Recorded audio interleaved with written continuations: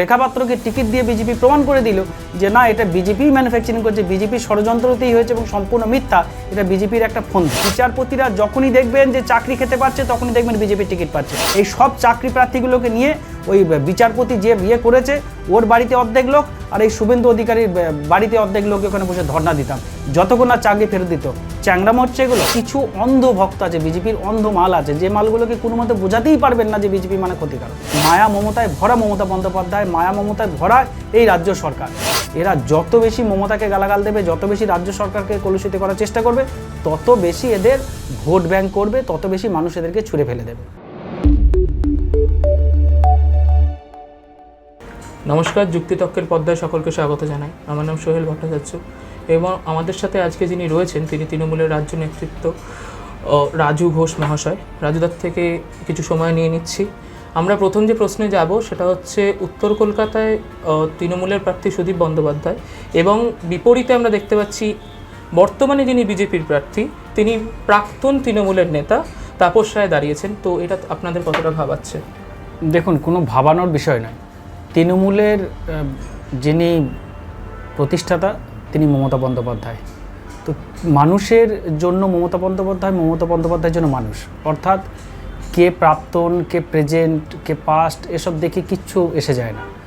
মানুষ কর্মে বিশ্বাসী, মানুষের পাশে যে থাকে ভোটটা তাকেই দেওয়া হয়। অর্থাৎ মমতা বন্দ্যোপাধ্যায় হলো মেন।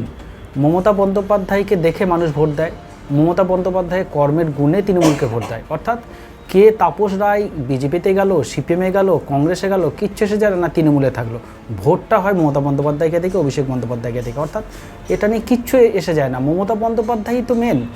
32টা কেন্দ্রে মানুষ ভোট দেবে মমতা বন্দ্যোপাধ্যায়কে দেখে। অর্থাৎ তাপস রায়ের এখানে কোনো ফ্যাক্ট না। অন্যদিকে প্রশান্ত কিশোর বলেছেন যে বিজেপির দিকে ভোট শতাংশ অনেক বেশি হবে তৃণমূলের থেকে, উনি অনুমান করেছেন ভোট কুশলী হিসেবে। তো সেটা তৃণমূল কর্মীদের মধ্যে কতটা প্রভাব ফেলছে? দেখুন, প্রশান্ত কিশোর আগে ছিলেন আইপ্যাকের চেয়ারম্যান, কর্ণধার চেয়ারম্যান ছিলেন, কিন্তু বর্তমানে উনি 2 বছর হলেন আইপ্যাক ছেড়ে দিয়েছেন। আইপ্যাকের সাথে তার কোনো অফিসিয়ালি যোগাযোগ নেই। তিনি একটা তার ব্যক্তিগত সংগঠন খুলে তিনি বিহারের কিছু একটা হবটবে এই আশা করে ঘুরে বেড়াচ্ছেন রাস্তা রাস্তায়।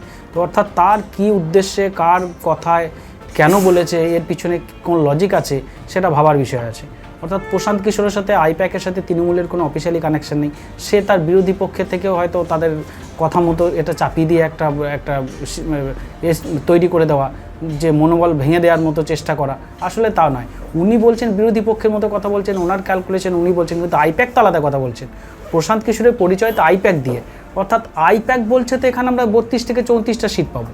তাহলে প্রশান্ত কিশোর কী বললো সেটা এসে যায় না। প্রশান্ত কিশোরের সংস্থা বলছে আমরা 32 থেকে 34টা সিট পাবো। বসিরহাট কেন্দ্রে সন্দেশখালীর ঘটনা কতটা প্রভাব ফেলবে? সন্দেশখালীতে কোনো প্রভাবের গল্পই নেই। সন্দেশখালীতে এমন কোনো ঘটনা ঘটেই নেই, সমস্তটা নোংরাময় হয়েছে।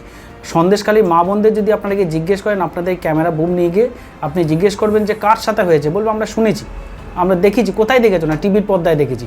যে এলাকায় ঘটেছে সেই এলাকার মানুষ যদি বলে আমরা জানি না কার সাথে হয়েছে, আমরা টিভিতে দেখে শুনেছি। অর্থাৎ এটা একটা টিভিতে ক্রিয়েট করার একটা রাজনীতির একটা সম্পূর্ণ একটা কী বলবো, একটা কনসেপ্ট, যে টিভিতে একটা নিউজ তৈরি করে এটা একটা ম্যানুফ্যাকচারিং করে একটা জিনিস তৈরি করা হয়েছে নাটকের মতো। সেটা এলাকার মানুষ, সেই গ্রামের মানুষ, সেই পাড়ার মানুষ বলছে আমরা টিভিতে দেখে শুনেছি, তারা কেউ জানে না।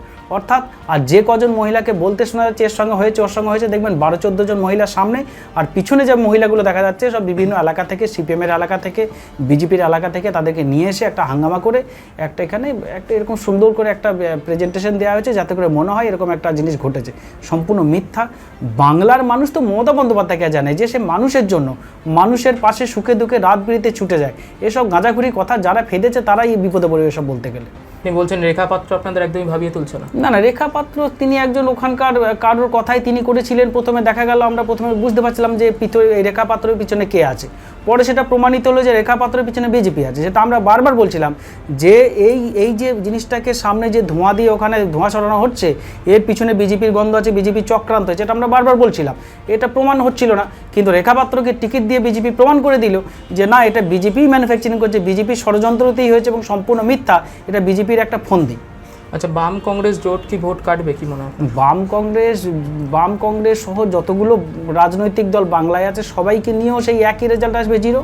আর বাম একা লড়লেও পাবে 0, কংগ্রেস একা লড়লেও পাবে জিরো, অর্থাৎ জিরোই পাবে। ওরা সবাই মিলে যদি একসঙ্গে তারা, তাহলে জিরোতে জিরোই হয় না, জিরোই তার 1 হয় না, অর্থাৎ ওটা জিরো, ওটা কিচ্ছু এফেক্ট পড়ে না। 26,000 শিক্ষক শিক্ষিকার চাকরি বাতিল করেছে হাইকোর্ট, তো পরপর আঙুল উঠেছে তৃণমূলের দিকে, তো সেই বিষয় নিয়ে কী বলবে? দেখুন, এই 26,000 যে চাকরি বাতিল হবে, এই ভবিষ্যৎবাণী, অর্থাৎ বিচারপতি ঘোষণার আগে শুভেন্দু অধিকারীদের ঘোষণা করতে শোনা যাচ্ছে।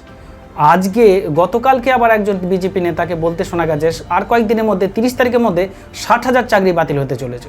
অর্থাৎ যেখানে বিজেপি নেতা বিচারপতির আগে ঘোষণা করে দেয় ডেট, যে অমুক দিন ফার্স্ট উইকে সোম মঙ্গলবারের মধ্যে বোম ব্লাস্ট হবে, রাজ্য টোলামলো করবে, বিরাট ঘটনা ঘটতে চলেছে, দেখে নেবেন, পরেই দেখা গেল সোমবারে 26,000 নির্দোষ। মানে এখানে গল্পটা কি আছে, কোর্টের তত্ত্বাবধানে সেখানে কেসের সাথে তারা একটা জুডিশিয়ালের ম্যাটারের মধ্যে জড়িত ছিল, 5,000 সামথিং 6,000 কাছাকাছি ছেলে মেয়ে যাদের সাথে কোর্টে কেস চলছিল, যে তাদের এই ব্যাপার নিয়ে একটা ইনকোয়ারির পর্যায়ে তাদের নিয়ে একটা জুডিশিয়াল ম্যাটারে আটকে ছিল, প্রমাণিত হয়নি।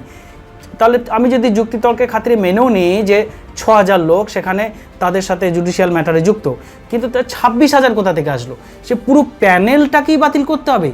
তিনি বলছেন, বিচারপতি বলছেন বা জুডিশিয়াল উনি বলছেন যে এসএসসিকে বারবার বলা হয়েছে যে তোমরা আমাদেরকে লিস্ট দাও, কারা কারা এখানে এর সাথে ছিল তার টোটাল লিস্ট দাও। এসএসসি লিস্ট দেয়নি, ওই জন্য পুরো প্যানেল বাতিল করে দিয়েছে। এটা কি হয়? আইন ব্যবস্থায় কি বলেছে? আইন ব্যবস্থায় বলা হয়েছে, সংবিধানে বলা হয়েছে, যদি দুজন দোষী ব্যক্তি নির্দোষ প্রমাণিত হয় সেটা হোক, কিন্তু যেন একজন নির্দোষ ব্যক্তি যেন দোষী প্রমাণিত না হয়। তাহলে এখানে কি হলো, এক চান্স একটা কলমের খোঁচায় আমি যদি এই 6,000 লোককে বাদ দিয়ে দিই, 6,000 লোক বাদেও 20,000 বেকার, 20,000 ছেলে মেয়েকে বেকার বানিয়ে একটা কলমের খোঁচায় বেকার বানিয়ে দিল। এর পিছনে তো আমার তো মনে হয়, আমি যদি একজন চাকরি প্রার্থী হতাম ওখানে, মানে আমি যদি চাকরি করতাম আর আমার চাকরি যদি চলে যেত সবার আগে, যেটা আমি করতাম, এই সব চাকরি প্রার্থীগুলোকে নিয়ে ওই বিচারপতি যে করেছে ওর বাড়িতে অর্ধেক লোক আর এই শুভেন্দু অধিকারীর বাড়িতে অর্ধেক লোক ওখানে বসে ধর্ণা দিতাম, যতক্ষণ না চাকরি ফেরত দিত। চ্যাংরাম হচ্ছে এগুলো। বিজেপি শুভেন্দু অধিকারী বলছে সোমবারে চাকরি যাবে, আর সোমবারের দিন এখানে গিয়ে বোম ব্লাস্ট করছে হাইকোর্ট। সব এখানে বিচারপতিরা যখনই দেখবেন যে চাকরি খেতে পারছে তখনই দেখবেন বিজেপির টিকিট পাচ্ছে। অভিজিৎ গাঙ্গুলি এই একই কাণ্ড করে গেছে, বিজেপির টিকিট পেয়েছে। আবার যে বিচারপতি করছে ভবিষ্যতে কি দেখতে পাবো সেটা আমরা আগামী দিনে প্রমাণ পাবো। অর্থাৎ এর সাথে বিজেপির সরাসরি যোগাযোগ আছে। হয় এই অর্ডারটা ভারতীয় জনতা পার্টির অফিসে লিখে ওই বিচারপতির কাছে পৌঁছে দিয়েছে, অথবা ওই বিচারপতি ভারতীয় জনতা পার্টির কাছে এসে ওই শুভেন্দু অধিকারীর কাছে এসে সাদা কাগজ এসে অর্ডারটা ওই লেখাটা লিখে নিয়ে গেছে কি বলতে হবে। এই দুটোর মধ্যে একটা ঘটেছে। মানে যারা ভুলবশত, যাদেরকে আপনি বললেন যে সরিয়ে দেওয়া হয়েছে বা কোনো কারণে তাদের দোষ ছিল না, তাদেরকে সরিয়ে দেওয়া হয়েছে, তাদের জন্য তৃণমূল কংগ্রেস কী করবে বলে? দেখুন, রাজ্য সরকার বলে দিয়েছে যে মানুষের, দেখুন প্রত্যেকটা ক্ষেত্রে এর আগে বারবার এই যিনি এখন বিজেপির টিকিট পেয়ে গেল, চাকরি খাওয়ার চেষ্টা করেছিল, খেতে পারেনি, এই রাজ্য সরকার বারবার তাকে সুপ্রিম কোর্টে গিয়ে তার অর্ডারগুলোকে স্থগিত করে দিয়েছিল। তো সেই যে ভদ্রলোক যখন করেছিল তখন এরকম চাকরি বাতিল করেছিল, সেই অর্ডারের ভিত্তিতে আবার এখানে 26,000 হয়েছে। রাজ্য সরকার তাদের পাশে আছে, রাজ্য সরকার তার বিরুদ্ধে প্রতিবাদ করে এবং সেখানে সুপ্রিম কোর্টে যাচ্ছে, সেখানে তাদের যাতে চাকরি ফেরত পায় তার ব্যবস্থা করছে। এবং তার সাথে সাথে রাজ্য সরকার এটাও ঘোষণা করেছে আরও 10 লক্ষ চাকরি রেডি আছে, যেখানে অনেক বেকার ছেলেমেয়ে যত যা আছে সবাই একসাথে চাকরি পেয়ে যাবে। অর্থাৎ এই রাজ্য সরকার কিন্তু বারবার চাইছে যে প্রত্যেকটা ছেলে চাকরি পাক, কেউ ধর্ণা মঞ্চে গিয়ে আন্দোলন করবে না। কিন্তু দুর্ভাগ্য হচ্ছে এই ছেলেগুলোকে প্রভাবিত করে শুভেন্দু অধিকারীরা, এই কেশ বিকাশরা, এরা কি করছে, এরা গিয়ে এইগুলোকে নিয়ে গিয়ে একটা আন্দোলনের মুখ তৈরি করে, একটা আন্দোলনের জায়গা তৈরি করে দিয়ে ওই মঞ্চটাকে বাঁচিয়ে রাখছে। কারণ তারা জানে এই মঞ্চটা যদি বন্ধ হয়ে যায় তাদের আর বলার মতো, বসার মতো, টিভিতে বলার মতো কি আর জায়গা থাকবে না। তাই এই মঞ্চগুলোকে এই লোকগুলো বাঁচিয়ে রাখছে। সাধারণ মানুষের উপর কোনো বিরূপ অনুভব করবে না? না, সাধারণ মানুষ তো মমতা বন্দ্যোপাধ্যায়কে জানে। মমতা বন্দ্যোপাধ্যায়ের আর এক নাম হলো মমতা। মমতা বন্দ্যোপাধ্যায়ের নামের সাথে মমতা, মায়া মমতায় ভরা মমতা বন্দ্যোপাধ্যায়, মায়া মমতায় ভরা এই রাজ্য সরকার। যারা কুৎসা করছে তাদের মানে একটা দেখবেন স্প্রিং বল, যদি দেয়ালে যত জোরে মারবেন তত জোরে আপনার দিকে বাউন্স ব্যাক করবে। আস্তে মারবেন আস্তে আসবে, জোরে মারবেন জোরে আসবে। এই বিজেপিরা যত বেশি নোংরামো করবে, যত বেশি মমতার কুৎসা করবে, যত বেশি রাজ্য সরকার কুৎসা করবে, তত বেশি ভোট কমবে।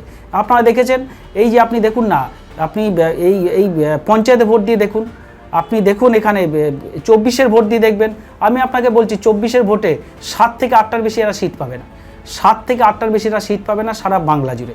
এরা যত বেশি মমতাকে গালাগাল দেবে, যত বেশি রাজ্য সরকারকে কলুষিত করার চেষ্টা করবে, তত বেশি এদের ভোট ব্যাংক করবে, তত বেশি মানুষ এদেরকে ছুঁড়ে ফেলে দেবে। 2019-এর ভোটে তো আশানুরূপ ফল হয়নি, 22টা সিট জিতেছিল। পরবর্তীকালে যদি এদিক ওদিক হয় তাহলে সেই 22টাকে নিয়ে এবার কতটা ফলের আশা করছেন? 2019-এ আমরা ওরা 18টা পেয়েছিল। এবার ওরা যেটা পাবে, খুব মেরে কেটে বেঁচে কেটে যদি হয় পাবে, কিছু সিট পাবে, 7 থেকে 8টা পাবে। কারণ হচ্ছে কিছু অন্ধ ভক্ত আছে, বিজেপির অন্ধ মাল আছে, যে মালগুলোকে কোনো মতে বোঝাতেই পারবেন না যে বিজেপি মানে ক্ষতিকারক, বিজেপি মানে ভয়ঙ্কর, বিজেপি মানে ডেঞ্জারাস, এটা বোঝাতেই পারবে না। যেমন ধরুন, আপনাকে যদি বলা হয় যে আপনি একটা পিঁপড়েকে লিপস্টিক মাখিয়ে দেখান তো ঠোঁটটা কেমন লাগে, দেখতে পারবেন না মাখাতে, যেমন সম্ভব নয়। যদি বলেন একটা মশাকে আপনি জ্যাকেট পরিয়ে দিন তো পারবেন না সেটাকে পড়াতে। তেমনই বিজেপির একটা লোককে বোঝাতেই পারবেন না যে বিজেপি মানে ক্ষতিকারক, বিজেপি মানে ভয়ঙ্কর, বিজেপি মানে সর্বনাশী, বিজেপি মানে বাংলা বিরোধী, বিজেপি মানে বাঙালি বিরোধী, এটা আপনি বোঝাতেই পারবেন না। অন্ধ ভক্ত এরা, যা বলবে ওই আপনি 106 টাকা করে পেট্রোল বলবে, জয় শ্রীরাম বলবে, তবু ঠিক আছে, কিন্তু সেখানে গিয়ে কেউ বিজেপির থেকে প্রতিবাদ করবে না। কিছু মাল আছে যারা বিজেপিকে ভোট দেবে, ওই জন্য বললাম 7 থেকে 8খানা পাবে।